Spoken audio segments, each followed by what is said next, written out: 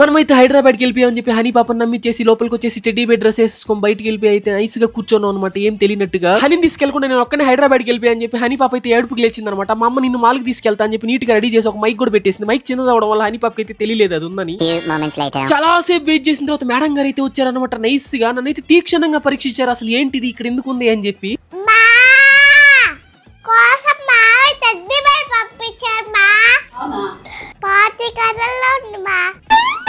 Party colour అంటే పొద్దున్న వెళ్ళి బాత్రూమ్ కలర్ అని అర్థం. ఎల్లిగా భయపడతా సిగ్గుపడతా నా దగ్గరికి అయితే వచ్చేసింది. కొంతసేపు ఆగాక మేడం గారు అయితే నైస్ గా అయిపోయి తెచ్చుకున్న ఒళ్ళో పడుకొని అయితే సెటిల్ అయిపోయారు. ఇప్పుడైతే హనీ ఒక ఆట ఆడుకుంటాను.